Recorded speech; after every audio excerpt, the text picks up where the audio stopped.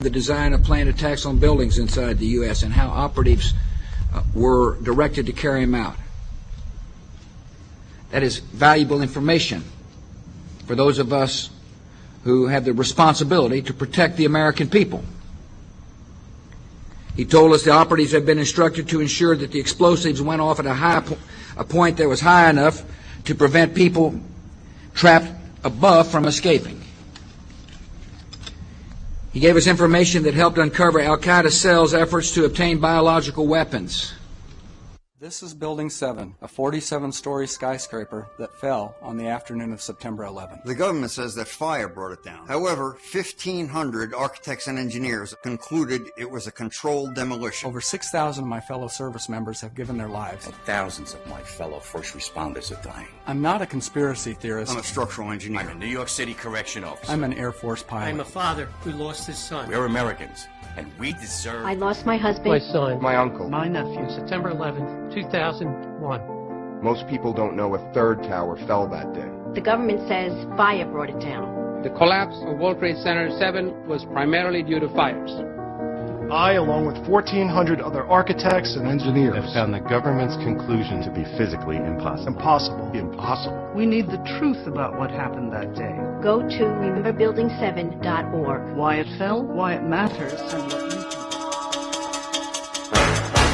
Good for the rent-a-troop business. Prince William used his royal connections in Denmark and England to provoke these wars.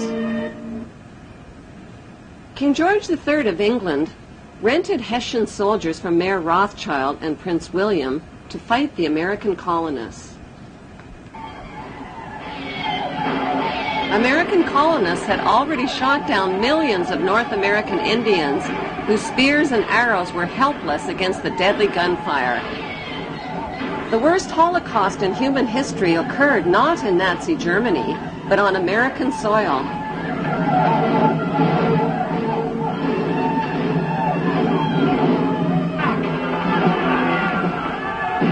By 1776, British and Hessian troops arrived on American shores, ready to fight the American colonists.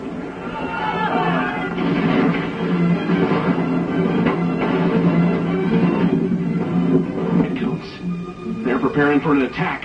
And we won't have long to wait either. See there? Hessian troops to the north.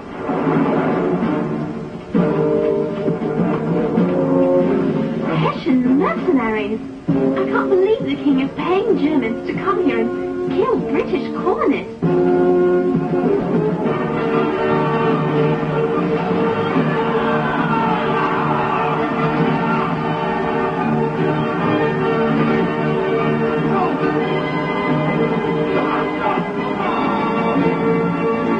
The colonists won their independence, and Mayor Rothschild won his blood money for the heads of each and every Hessian soldier killed on the battlefield.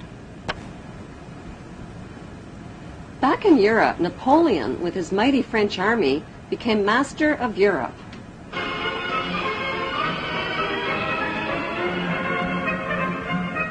When Napoleon and his troops stormed into Frankfurt, Germany, William feared for his life and his vast fortune. He left $3 million in the hands of Mayor Rothschild to pay the Hessian soldiers. Then he escaped to Denmark to stay with his royal relatives, all of whom were descendants of the tribe of Dan.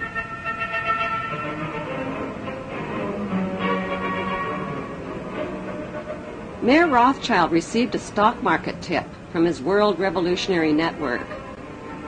Instead of paying the Hessian soldiers with the $3 million that was left to him by William, he bet the money on his insider stock market tip.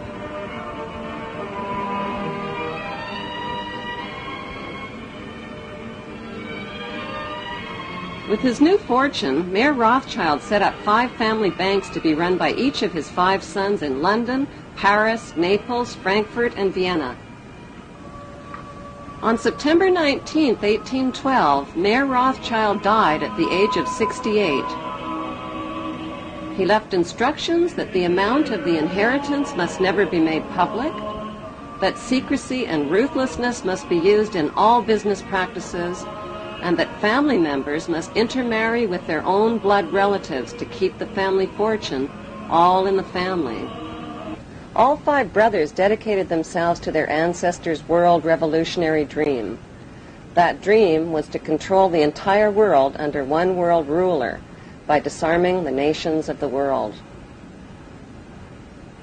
A king, the son of David, will purify Jerusalem from the nations that trample her down, destroy the lawless nations, and gather a holy people whom he will lead in righteousness.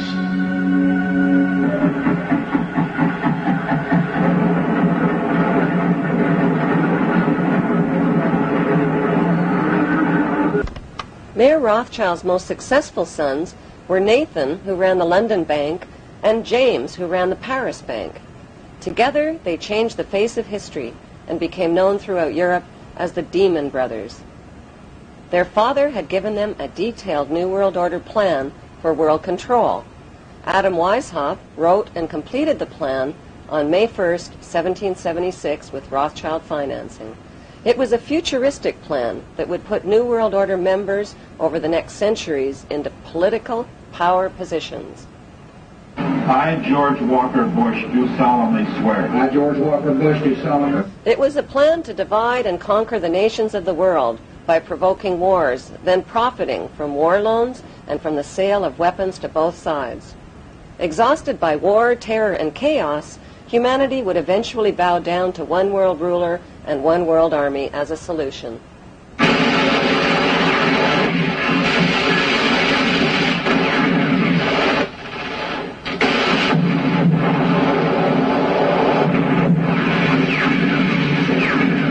It was a plan to control public opinion by purchasing the controlling shares in TV networks, newspapers, publishing houses, and film studios. Briefings and updates from Washington and around the world every 15 minutes throughout the business day. As influential leaders, global markets, and your money take center stage. On CNN. Sports, games, and alcohol would be used to distract the masses. Laws would be changed, banks would be monopolized, and people and nations would be made into obedient debt slaves. With Rothschild financing, Adam Weishaupt formed a secret world revolutionary group called the Illuminati. He recruited thousands of influential members by convincing them that only men of superior ability had the right to rule over the ignorant masses.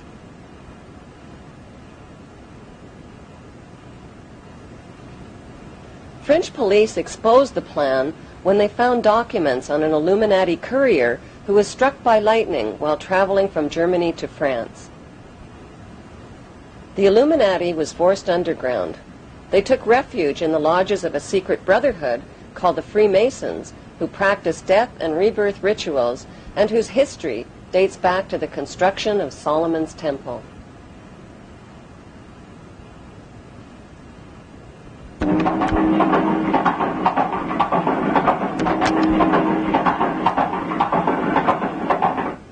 Nathan and James Rothschild came up with a scheme that would put the Illuminati plan for world control into action. It would also make them filthy rich. The brothers helped finance both sides of Napoleon's famous Battle of Waterloo between the French and the English.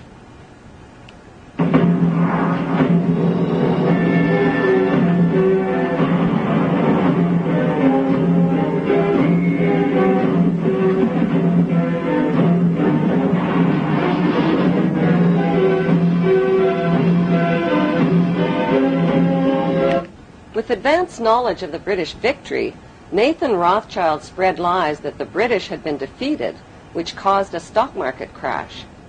While panicked English investors sold their life savings, Nathan bought up their market shares for pennies on the dollar.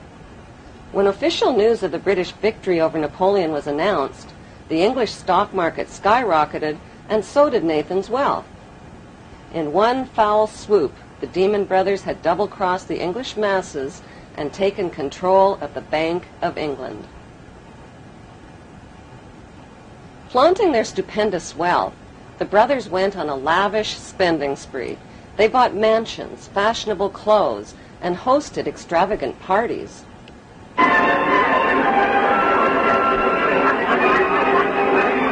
By 1818, they had picked the pockets of French investors by crashing the French government bond market.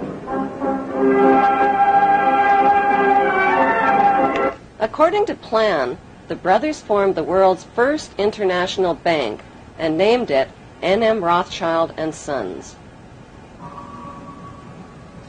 The Pope became their most famous customer.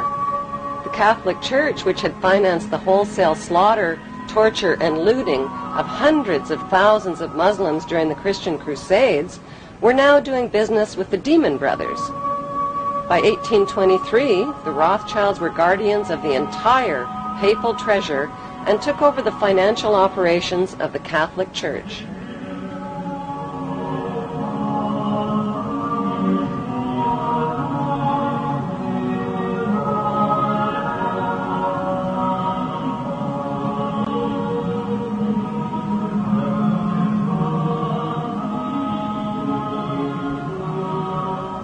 Enraged citizens accused the Rothschilds of conspiring to control the world's money markets. Fearing for their lives, the Rothschilds retreated into the shadows and cast their eyes on the youthful United States of America. To avoid publicity, the Rothschilds made themselves invisible by creating and hiding behind two front companies, J.P. Morgan and Kuhn and Loeb. More and more power was becoming concentrated in fewer and fewer hands. By 1906, J.P. Morgan's bank controlled 1/3 of America's railways and almost 70% of the steel industry. He eventually had a stake in the major companies of the 20th century, among them AT&T, ITT, General Electric, General Motors, and DuPont. At one point, Morgan made the offhanded comment, "America is good enough for me." And the newspaper, William Jennings Bryan, retorted, "Whenever you're tired of it, you can give it back." I mean, that was the image of J.P. Morgan, the owner of the United States. The success of Morgan's industrials was quickly reflected in the Dow Jones Industrial Average. The Rothschilds bought controlling interest in England's British East India Shipping Company and the illegal opium trade with China. They offered junior partnerships to New England